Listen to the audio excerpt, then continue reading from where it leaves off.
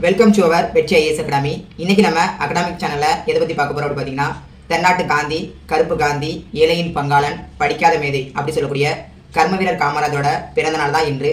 அவரை பத்தி டிஎன்பிசியில் அடிக்கடி கேட்கக்கூடிய முக்கியமான தகவல்களை வாங்க பார்க்கலாம். கர்ம வீரர், பெருந்தலைவர், பாரத ரத்னா காமராஜர் எங்க பிறக்காரு அப்படி பார்த்தீங்கன்னா 1903 ஜூலை 15 விருதுப்பட்டி அப்படி சொல்லக்கூடிய ஒரு கிராமத்துல தான் பிறக்காரு. அவரோட அப்பா பேர் பார்த்தீங்கன்னா குமாரசாமி, அம்மாவோட பேரு சிவகாமி அம்மையார். முதலா காமராஜரோட ஒரு முக்கியமான போராட்டம் அப்படின்னு பார்த்தீங்கன்னா 1919 காந்தியடிகள் கொண்டு வந்த ஒத்துழையாமை இயக்கம், அதுல தன்னை முழுமையாக ஈடுபடுத்தி கொண்டாரு. அதுக்கடுத்து 1924 பெரியாரால் நடத்தப்பட்ட வைக்கம் சத்தியாகிரக போராட்டத்தில் தன்னை முழுமையாக ஈடுபடுத்தி கொண்டாரு. அதுக்கடுத்து ரொம்ப முக்கியமானது 1930 உப்பு சத்தியாகிரகம், அதாவது வடநாட்டில் காந்தியடிகளாலும் தமிழகத்துல ராஜாஜியாலும் மேற்கொள்ளப்பட்டது. அதுல தமிழகத்துல வேதாரண்யம் உப்பு சத்தியாகிரகத்துல காமராஜர் ஈடுபடுத்தி சிறையும் சென்றிருக்காரு. அதுக்கடுத்து 1940 வர்தா, அதாவது வர்தா பயணம், காந்தியடிகளை சந்திக்காண்டி வர்தாவுக்கு பயணம் பண்ணாரு. அதுலயும் சிறை சென்றிருக்காரு. அந்த சிறையோட பேர் என்ன பேர்னா வேலூர் சிறை. அதுக்கடுத்து 1942 வெள்ளையனே வெளியேறு இயக்கத்துல தன்னை முழுமையாக ஈடுபடுத்திக் கொண்டு ஆங்கிலேயர்களால் சிறைப்பிடிக்கப்படுத்தாரு. அது என்ன சிலைனா அமராவதி சிலை. அதுக்கடுத்து 1929 காலகட்டத்தில் காங்கிரஸ்ல தன்னை முழு நேர பொறுப்பாளராக ஆக்கிக்கிட்டாரு.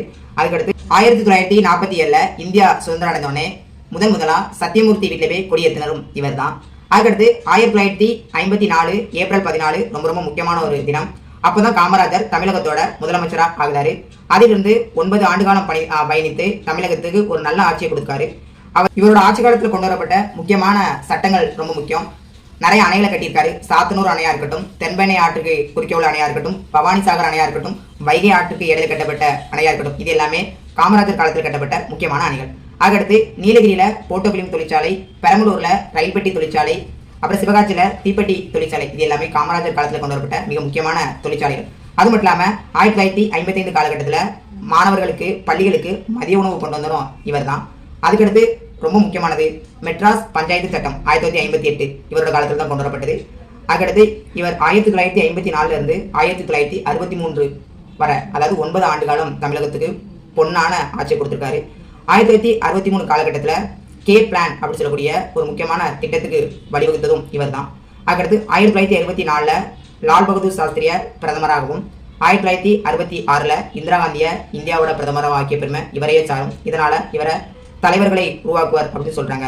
இவரோட மறைவு காலம் அப்படி பார்த்தீங்கன்னா 1975 அக்டோபர் 2 தன்னோட வழிகாட்டியான காந்தியடிகளோட பிறந்த நாள் தான் காமராஜர் மறைந்தாரு. இவருக்கு பாரத ரத்னா எப்போ கொடுக்காங்க அப்படி பார்த்தீங்கன்னா அவரோட இறந்ததுக்கு அடுத்த வருஷம் 1976 பாரத ரத்னா விருதும் வந்தார். வாழ்ந்தவர் கோடி, மறைந்தவர் கோடி, மக்களின் மனதில் நிற்பது யார்? அவர்தான் காமராஜர். நன்றி.